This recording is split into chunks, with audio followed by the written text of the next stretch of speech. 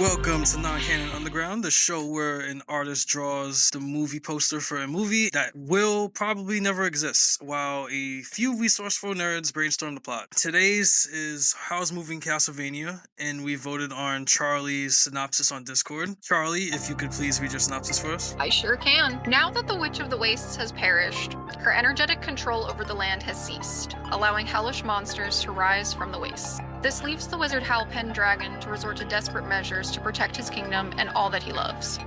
He turns himself into an immortal vampire. While this power helps him to defeat the monsters of the wastes, when the battle is over, he is still ravaged by bloodlust. Can his lover Sophie bring him back to his old self, or will she have to destroy him too? Oh man, that's... I'm so flattered you guys like it. And now, the second I wrote that, I was like, I knew she was gonna come with some heat, yo. Like I said, back in the DVD box, wonderfully concise. I didn't write one. Why would I fucking write one, boy? I feel so sad because it's like after like all the conflicts in Howl's Moving Castle, and now this happens. Right. No, literally, like, I was watching the movie for the first time, and they don't like emphasize it immediately, but there's an entire freaking war going on in the background. It's such a good movie. Oh my god. I might have gotten it from the internet for free as a child and downloaded it on my iPod and watched it all the time. On the iPod, yo. And look, get this. It was a nanochromatic. Nanochromatic. It had like a little screen, but I was a dedicated weeb, dude. I was like, I will watch anime on my tiny screen on the bus, and everyone on the bus was like, "Oh, you're watching Naruto, aren't you?" And sometimes I was. Yo, it's either that or the PSP, man. It's either that or the PSP. Yeah, like Charlie, you sound like a Persona antagonist. okay. Andrew, if you could start the timer and we could get started on Act 1. Act 1, 20 minutes. How does this movie start? Because I like in that Ghibli style for to see just these creatures ravaging the land. There are hellish monsters to rise from the wastes. Yeah. Yeah. Because Act 1 for sure has to be his understanding of what's happening and then turning into a vampire. Yeah, because I think it should also be like I just personally loved the Witch of the Waste as a character, so I liked the idea of, you know, her maybe funeral or like, you know, her just the era of her passing because she had such like a strong influence on like the realm. Oh, okay. And you don't see this funeral in the movie? it could start off with the funeral actually, and then I was there's always say, themes of could war. start off with establishing the fact that the Witch of the Waste is like gone. Oh, now. that's what I'm asking. Did they? Because I didn't see the movie. Did they put her funeral in Howl's Moving Castle? Oh no. Okay. So that's actually perfect. When I read Charlie's synopsis, I initially kind of thought that this might have been the book version of the Witch of the Waste, who is just straight up like an antagonist compared to the film version, which tries to like make her more sympathetic. Oh, you think she was more that's villainous? that's interesting too. Yeah, in the book, Sophie defeats her, and Sophie knows magic in the book. Oh, what? I just know the movie. I think it could start off like, we see the funeral, we see that there's like there's always a theme of war in these movies. We see like there's a battle because since she's passed, and now there's a rush to power, trying to see like who's gonna rule now. And maybe you So do who's see at like, this the back the vampires. Gotcha. Who attends this funeral then? I believe Howl himself would attend, possibly Sophie. She started off as an antagonist, but then she became a friend. So I would say by that point, they're like, they're family enough that they would attend the funeral. Okay. Yeah. I imagine it would probably be a pretty, like, private funeral because the Witch of the Waste is probably pretty hated by the rest of the kingdom. For sure. It is, but think about this. Let's think about villains. Would they not like try? I don't know. I feel like a lot of times villains are like, oh, keep your friends close, keep your enemies closer. Like maybe they would have some advantage to attending the social event that is like this passing Oh, of like a famous person. Solomon?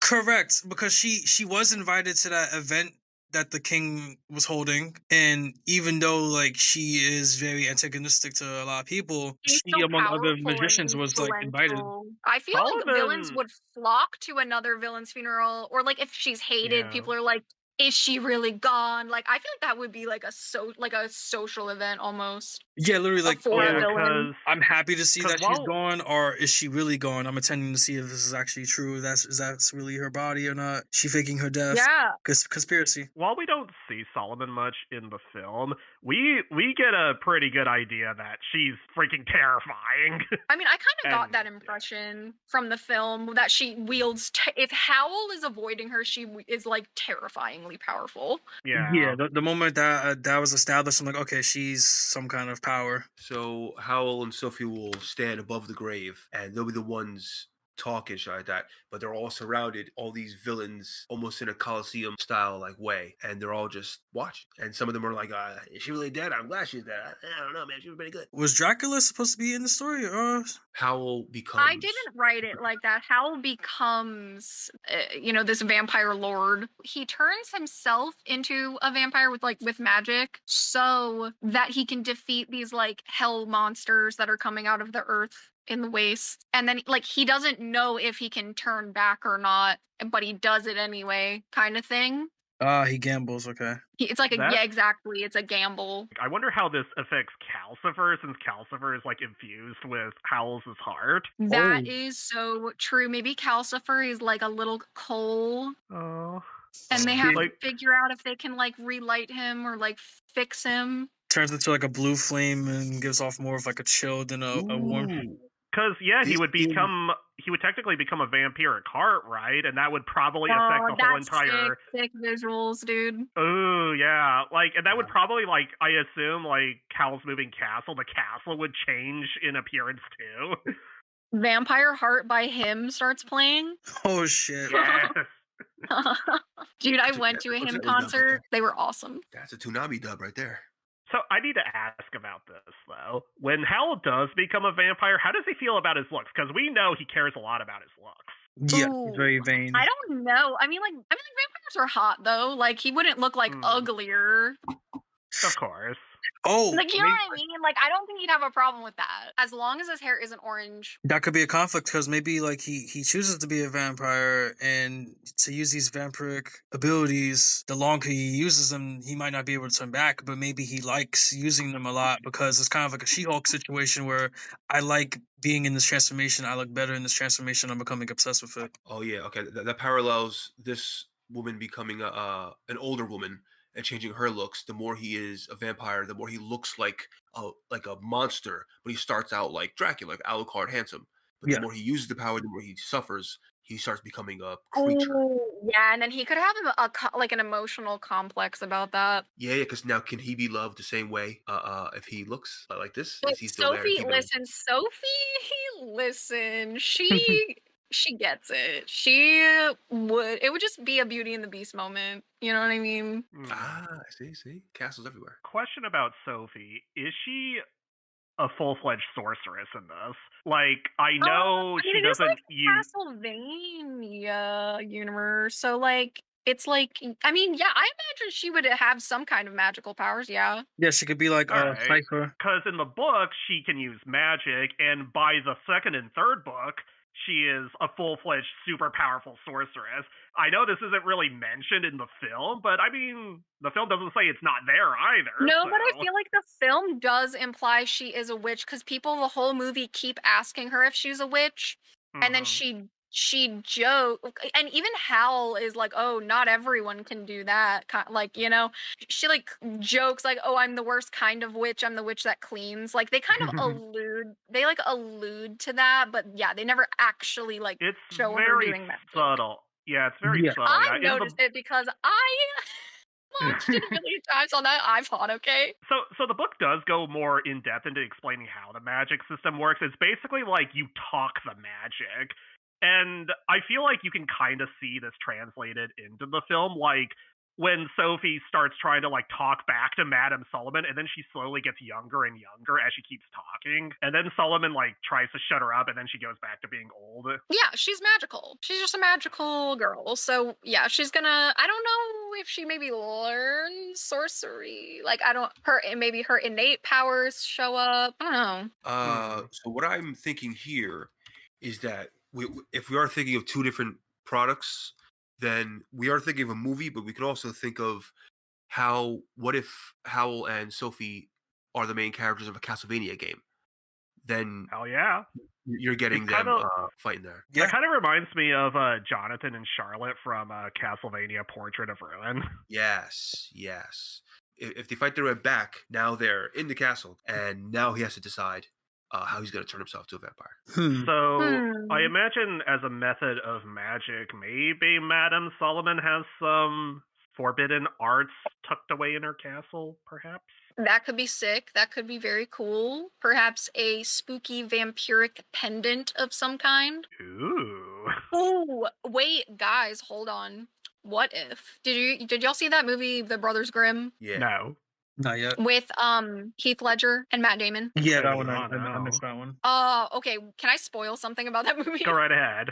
Yeah, sure. Okay, so in the film, there's basically like this evil, like, witch lady. She has a servant, like a magical servant, and the mechanism of her control is that she has this almost like brooch, but it's like a spike on the back, and she like stabs it through his heart. That could be sick. Oh, okay. So if an item like that, a brooch that he would have to, so he could keep his cape on, keep his look.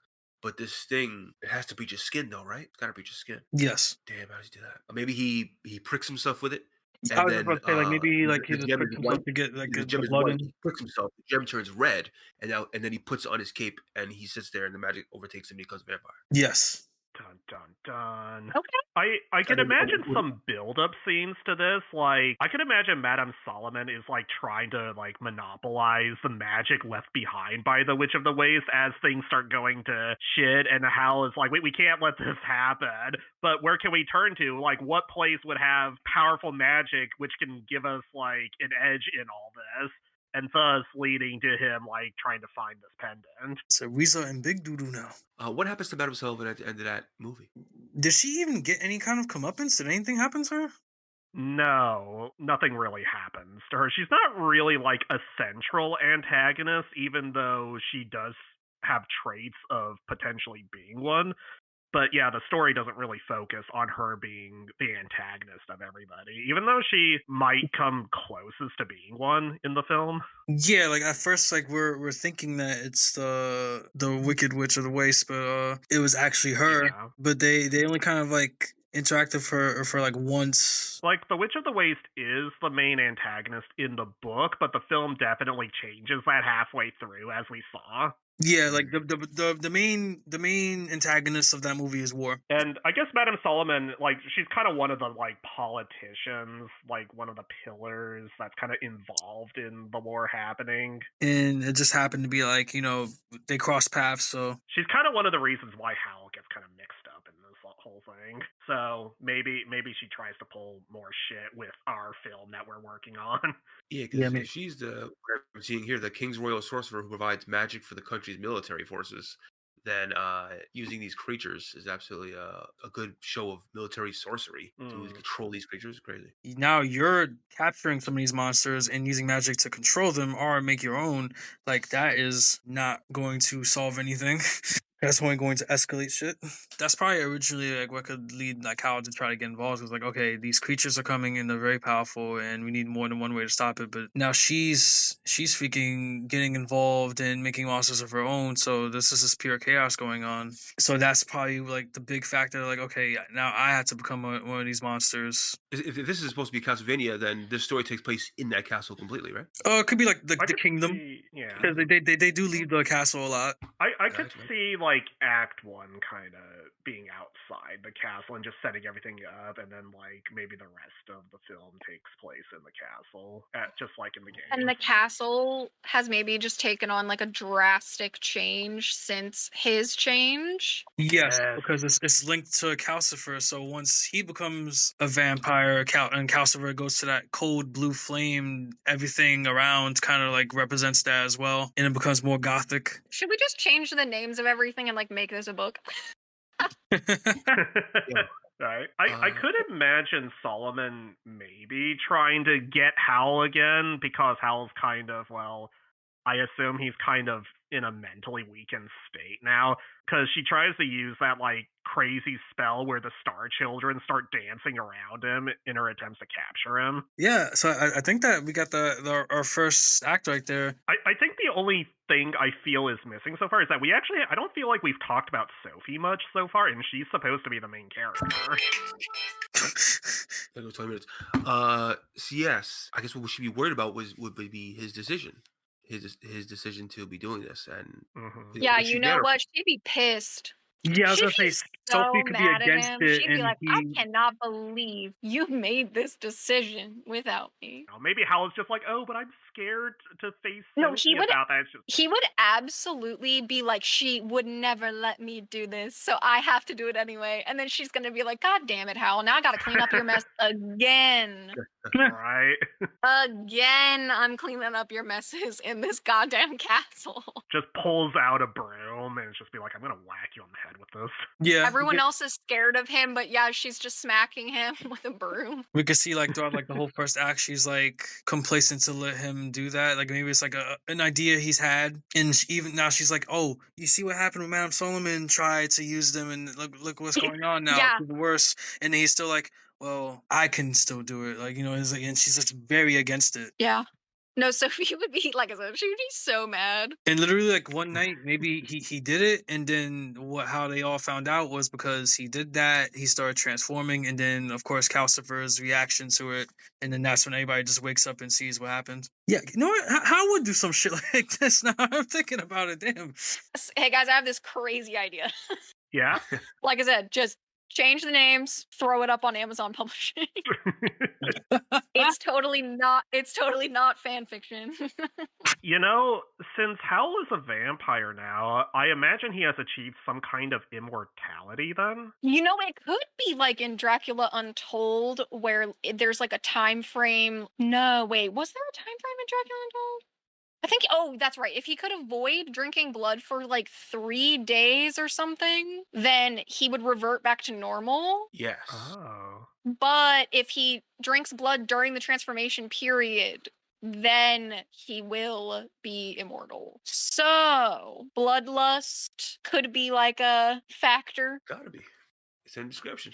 I also imagine there could be scenes where Sophie is contemplating the fact that her lover is now potentially immortal. Maybe this makes her a little shaken to think about like what her life with him could be like, and maybe through these anxieties she does revert back to an old woman at times. True. That could be what even stops him from trying to get blood from her if he's like really bloodlustful. It's like, oh, your blood's aged now.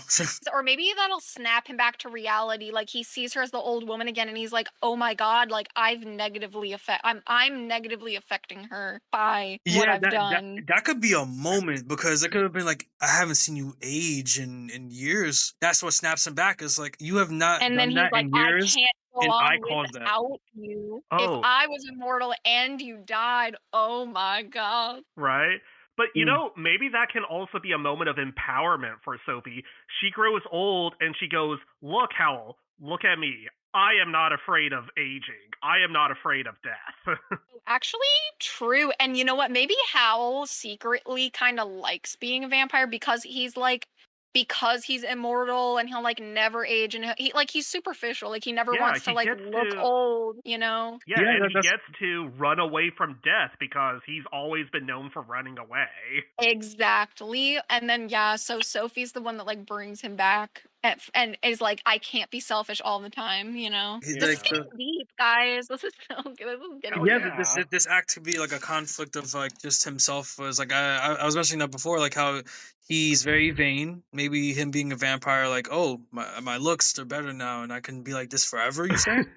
I just came up with a really insane idea. What if Sophie learns the curse that the Witch of the Waste used to make her old, but she tries to use it on Howl as her attempt to bring him back to his senses? Oh, saying that going against his vampirism by aging him up would somehow heal him of the curse? Potentially, yeah. I mean, it would also might rob him of his good looks, but it's like, can Sophie bring herself to do something like that to Howl? castle, you know? Well, Because that's pretty extreme. now it's gonna be like, That's well, right. now you have to focus. You have to remember we have a fight to win, and the only way I can snap you back is if I do that. And now you have to be about your business, because if you aren't, you're just gonna turn old. And Howl wouldn't be able to whine about it because you can't really tell anybody about the curse. Like, that would actually be, like, interesting for Howl, but also, like, kind of tragic for him as well. And you know, like him being older, like maybe like Calcifer gets involved because like, look at me, I'm falling apart. You keep getting old. You gotta bring yourself back together, man. Okay, I've written what I have for Act 1. The funeral of the Witch of the Waste. Howl and Sophie stand above the grave. They are surrounded by others who watch to confirm. Her magic fades, and the others feel it. They disperse, and they see that creatures begin to rise from the earth and fall from the sky. Howl and Sophie fight their way back to the castle. It is difficult, the creatures are strong. Howl and Sophie visit the king. He tells them that Madame Sullivan will take care of it. Howl doesn't trust that. The monster attacks get worse, and Howl and Sophie return to the castle and speak on the events. He speaks of a way to fix this, a power that will defeat the monsters. The pendant of the blood moon. He will become a creature of the night, and Sophie is against it. She is worried and angry. Howl and Calcifer go off to find the pendant, and Howl undergoes his change, a dramatic magic sense. Sophie hears screaming and runs in, seeing Howl and Calcifer changing. Howl stands, a vampire, and Calcifer falls to the ground, now a coal shaped as a heart. And they stand over him, they're worried, and he holds him in the hand, and a little flame comes back to Calcifer, a little black flame. I'll set the timer for 20 minutes, Act 2. We have Sophie reacting very angrily. We have Hal adjusting to his new form. And perhaps like before we get to like the part like where like they're debating, because that could probably be like the epiphany before Act 3.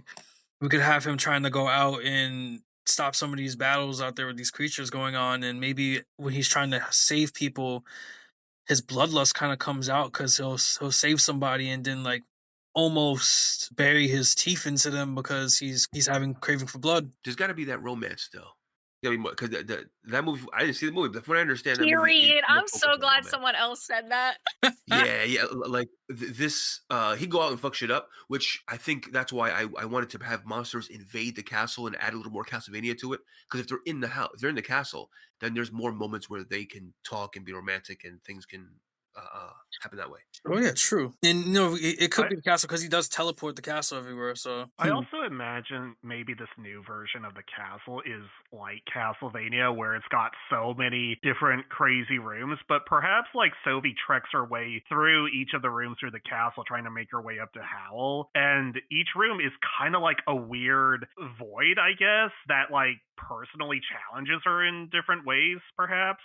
Because Howl has that magic door that can like lead to like other places. Maybe that gets like distorted or something and alters the way the castle looks inside. Ooh, Or see, maybe now she's you're getting entering like Castlevania. the different rooms of like Howl's soul or something, because I don't know. You know how she goes I in, could see like that. he has the door and she like goes to his like safe space, which is that garden, you know? Yeah, something psychological could be cool. Howl's heart is basically like creating the castle. It's defining Right.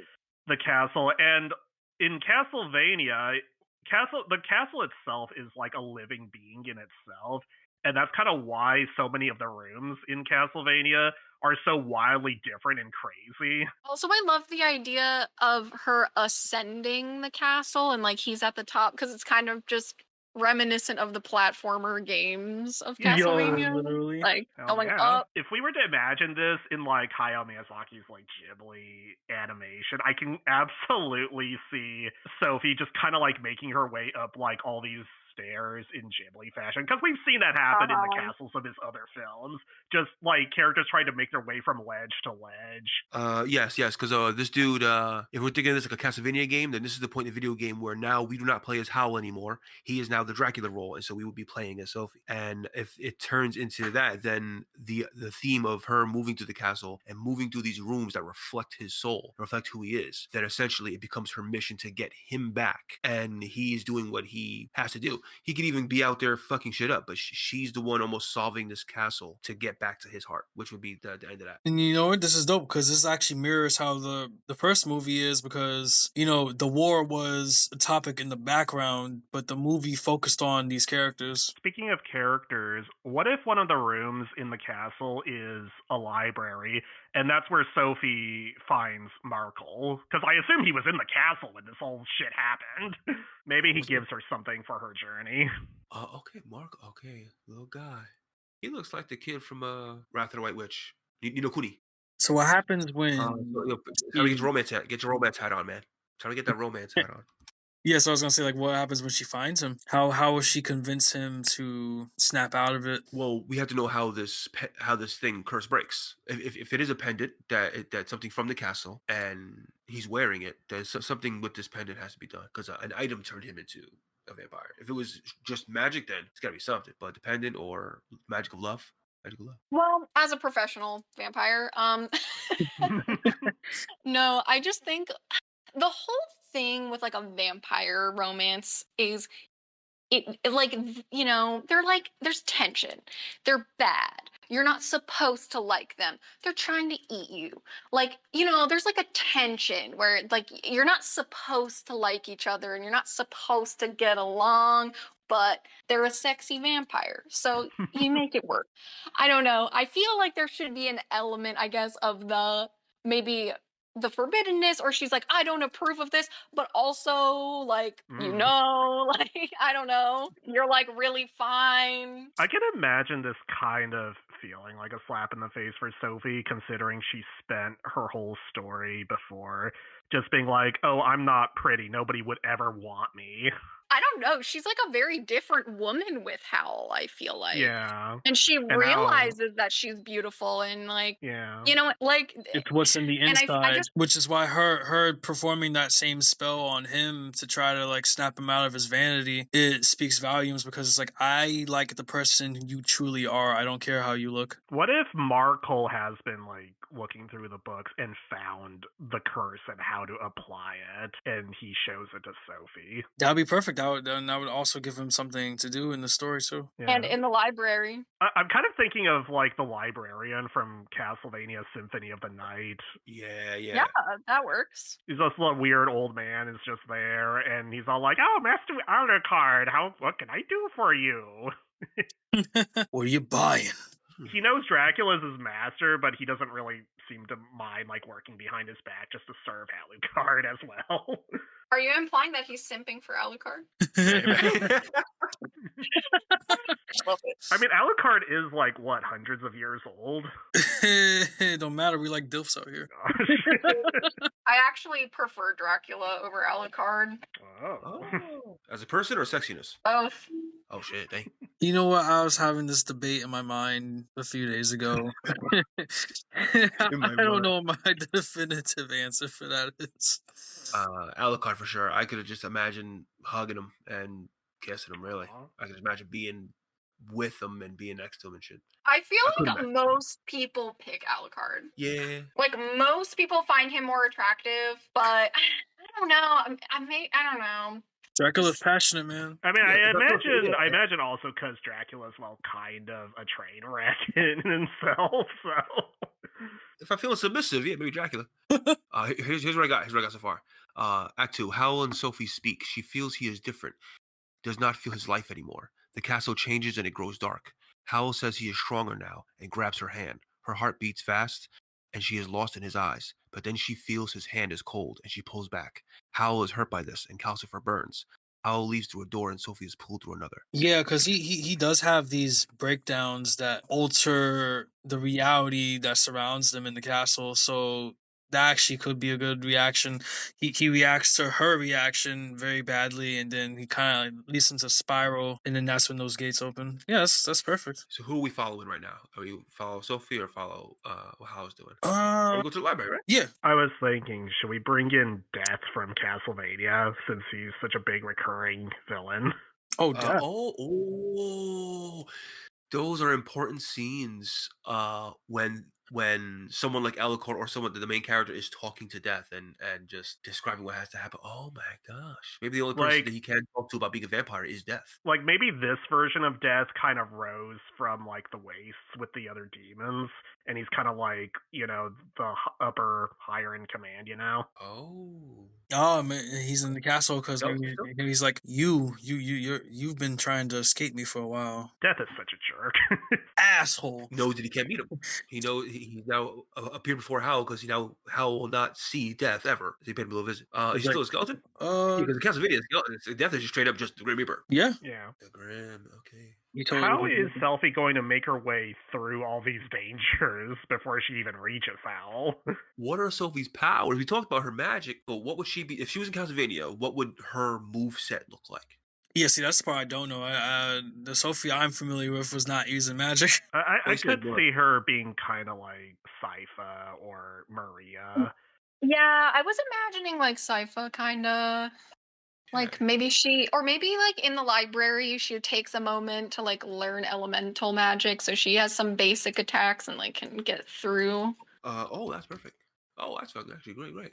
That way she goes right to the library, meets this kid, talks about what's happened, asks him right away books on anything I can help, and he pulls out some attack spells. So, like, is she gonna try to find a spell to heal his vampirism, or try to just do the same exact spell that was done on her, so that he could start aging, and then he would lose the vanity of being a vampire? You know, I could see Sophie reaching Howl at the end of Act 2 and applying the curse to him, and then Act 3 will like be about, I guess, Howl processing this whole thing.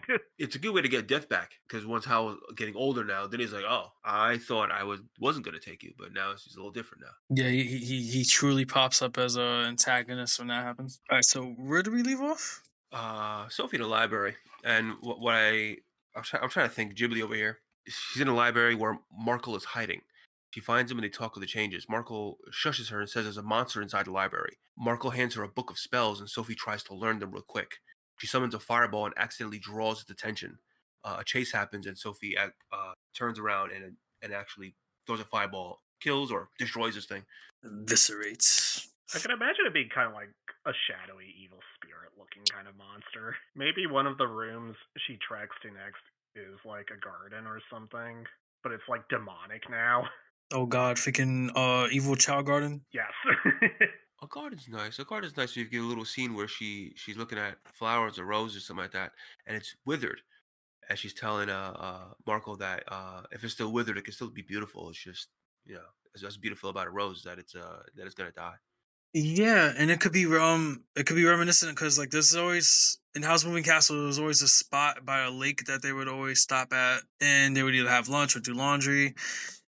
That room could kind of look like that, but like everything's kind of like just withering away. The Garden of Flowers was kind of like supposed to be a peaceful place, kind of disconnected from all the horrors of war, and now this safe place is not looking so safe anymore. Man, I was thinking about how insane some of the Castlevania games can get with some of the rooms you can go into. Like, some of them can take you to, like, pirate ships or even the pyramids of Egypt. And I'm like, I want to go there, but I'm also like, how would this even fit our movie? Yeah, for sure. Perhaps, like, she reaches Hell's Chamber sooner than we think. And then, I don't know, maybe we can add in Death's Chamber, like in Act 3 or something. Death is like nearby because he's out and about, and whatever Sophie gets from this library, like whatever spell she could cast on him. After that's done, maybe the third act is like Death comes and is like, yes, I sensed you and you always escaped me, but like maybe Howl was like very weakened from after the spell, and that's why Death is there. It's like, oh, but I'm in the neighborhood and I sensed you and I've been waiting for you for a while. Hey y'all, I think I have to head out. It's all good. I think we got most of it done at this point, so We'll try to finish the third act.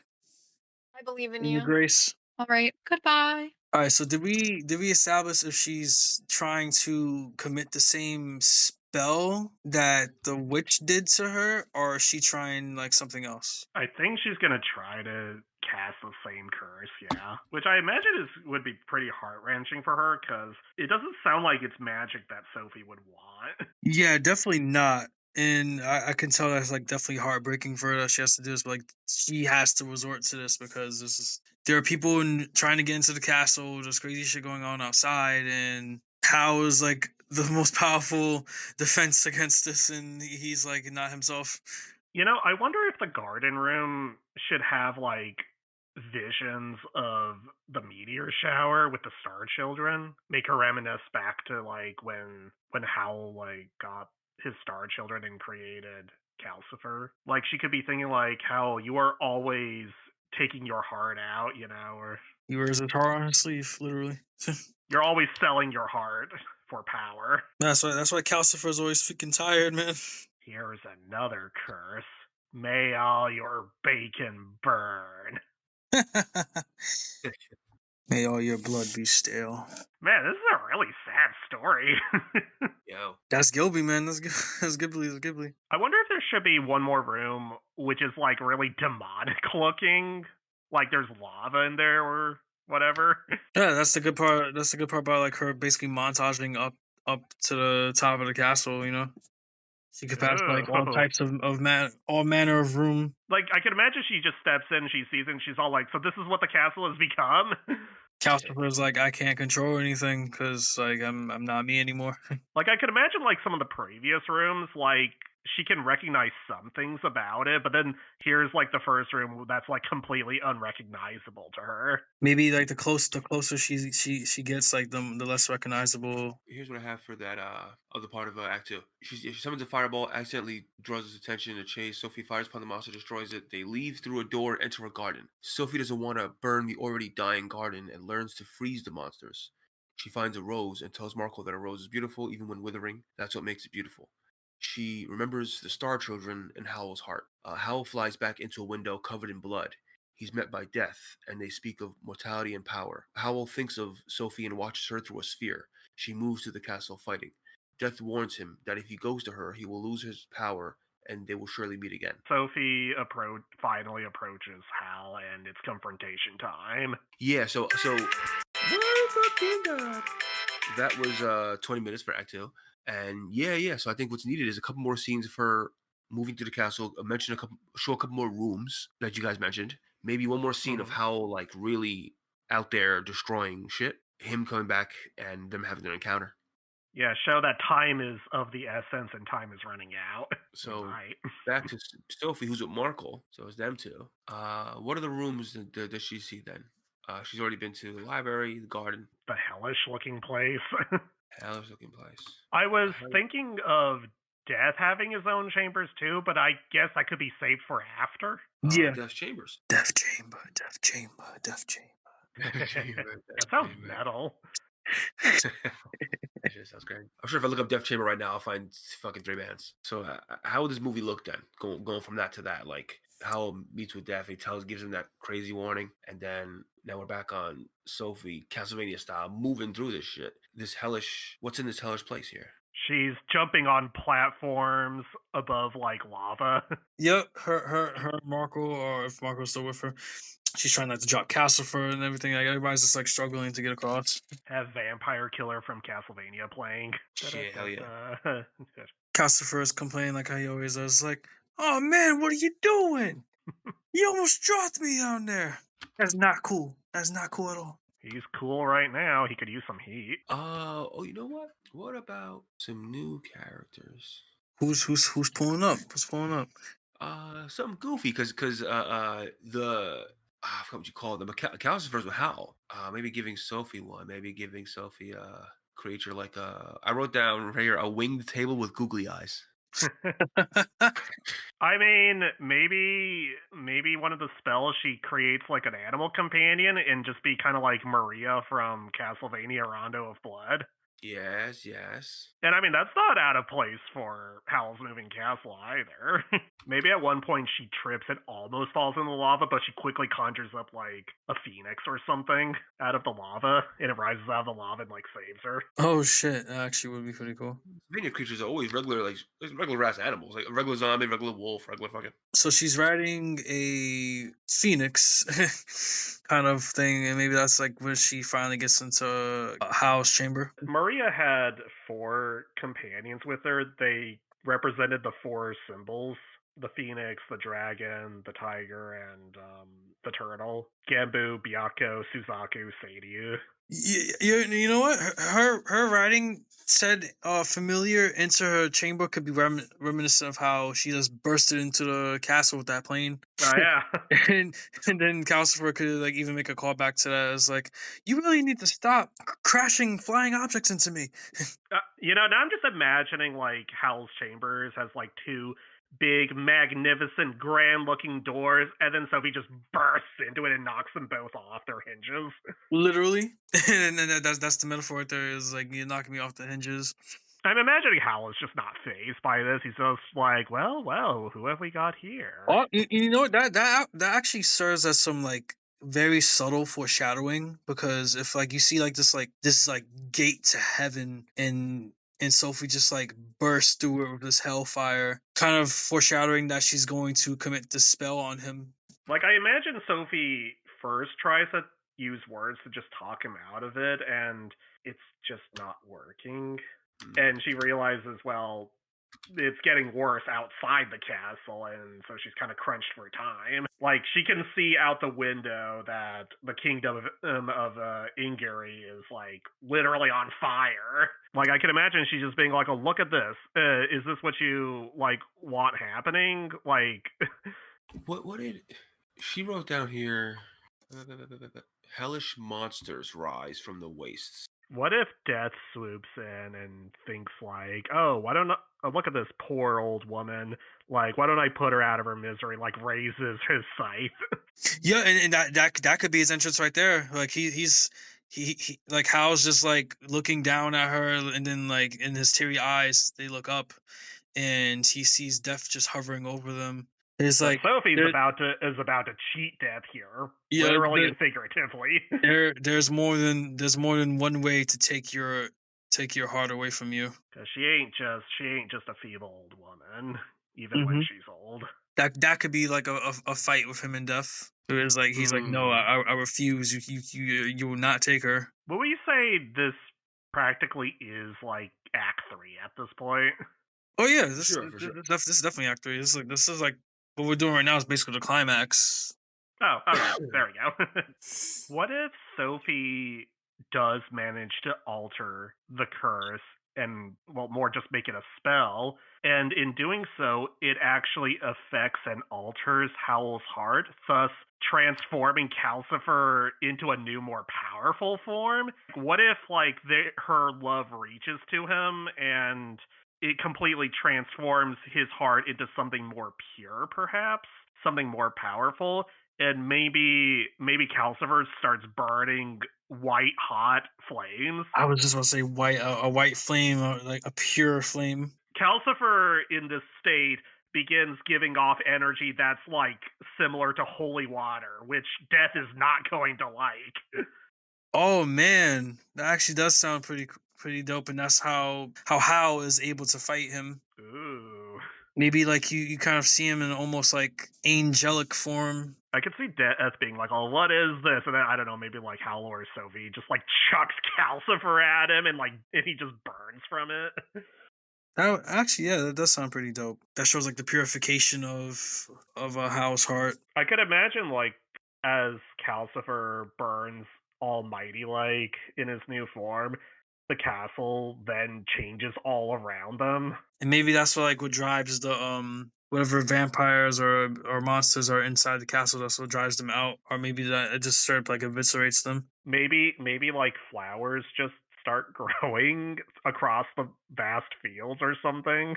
And I'm imagining like at the end of the film, Solomon is just looking out the window. She's just being like, oh, I thought I had this. I could imagine before everything starts getting better for our heroes, I could imagine Howl breaking down and just telling Sophie, like, I don't think I can do this. I don't think they can keep on living like how I used to. And this is where, like, Sophie has to tell him that, like, it's going to be okay. Like, we're going to get through this together. You're not alone. We have a solid third act. I just how are we ending this is the key now. So Oh, that's right. Like, since Calcifer powers the castle, he's just gonna like instantly incinerate all the bad shit in the castle. you literally just turned his castle into a fucking church. And Yeah. Okay. Yeah, like all the like darkness and demonic imagery just like melt away, and then there's suddenly like white mosaic feathers everywhere, like mosaic church glass. bells. Like it turns to like Howl's moving citadel, and like all like any evil entities inside just like erupt. Sophie just being like, "Oh hell, will you marry me?" I know that's probably a bit much, but that came to mind. After that battle, I wouldn't say like he kills Death because like it's Death, but maybe like Death backs off and then he stops this invasion. Okay. Yeah. I like what I heard. Okay. Where's these bikers, man? So, do we want to add anything else, or? I think that's it. She goes to the door. She sees them talking. Death comes in, tries to kill her. Right? She's literally on the brink of dying of old age because she got so stressed out that she keeps aging. So she tries to initially do the spell the witch did to her, where she ages, but it did not work on him. So she gets so stressed, she's like heartbroken. She's like, "Oh man, I lost you forever." And she gets so distraught that she falls to the floor, and she's aging so much that she is possibly gonna die of old age. So this like makes an epiphany happen in Howl. She's like, no, he's like, no, like you can't die like this. Like I can't be doing this to you. And then he looks up and just sees death hovering over her. It's like I may not be able to get you, but her. And then that's when he kind of just like has this like empowering moment where he's like, no, I will not allow this to happen. And Calcifer turns into that pure white flame. What should Calcifer say in a moment he starts like changing? The Lord said, "Let there be light." Act 3. Sophie and Markle read through the spellbook in a room filled with scientific equipment. Markle goes off to check. She finds a spell that purifies evil and wonder if it'll work on Howl. Then Howl joins them, and he asks Sophie to join him. She denies him, not while you're like this. He pleads that he is the same and he loves her just as he always has. She demands that they do this the right way and that he give up his power. Howl reveals that he can't. He is this way forever and must destroy all the monsters. Sophie is hurt. A loud noise from below and a fire elemental reaches through the ground and grabs at Howl. The floor gives and they fall through, now in a fight. They're in a room surrounded by fire and lava. They jump about on floating platforms, dodging fire attacks. Howl forms a water whip and attacks. Sophie throws ice daggers, and Markle protects them with a bubble shield. Sophie flips through the book and finds a spell that summons rain, but requires a dance. Markle agrees, and they dance and chant the words. It's working, but it's a small cloud. Howl sees this and joins, and Sophie looks at him with appreciation and love. And a cloud forms, and rain falls on the elemental and destroys it. Oh shit! That's what I got. I had to throw something in there that was Ghibli fun. Something. Just that little dance. He does it with a straight face. He do it like Vegeta. Death is trying to go after Howl, but he can never get Howl, especially now he's like has vampiric energy. So gotta go after the next best thing. If I can't take your heart literally, then I'll take your heart. Okay, yes, I know about my guy Death here. I try to read exactly what his wiki says, and that he serves Count Dracula's second in command. He serves Dracula's second in command. When I have the fandom? On the fucking fandom.com. Death, also known as Grim Reaper, is the secondary antagonist of Konami's Castlevania. He is a being born out of chaos, which in turn came about from the evil in the hearts of humans. Death is Count Dracula's second in command, thus he usually appears near the end of the protagonist's quest, often in the clock tower, to challenge them before they confront the Count. He's also sometimes the first of Dracula's major servants to greet the protagonist. So sometimes plays an equal or lesser role. I need this guy's motivation. I need this. What is Death? Is it just here to take his heart, or try to make him into the vampire he is supposed to be, and eliminating Sophie would do that? Because Howl isn't really quite like the Dracula that he would gladly serve, if that makes sense. Which I think is like kind of why we're bending the role of Death a little bit in this. All right, but yeah, I appreciate you guys for coming into another episode of Non-Canon Underground. It was a pleasure as always. Thank you, of course, thank you. You're right. This was an interesting one. This one had everyone's minds like really, really juicing. Yeah. Yeah, great concept too. Charlie's concept was just it made it easy to do, man. I knew Wow. she was gonna make some a banger.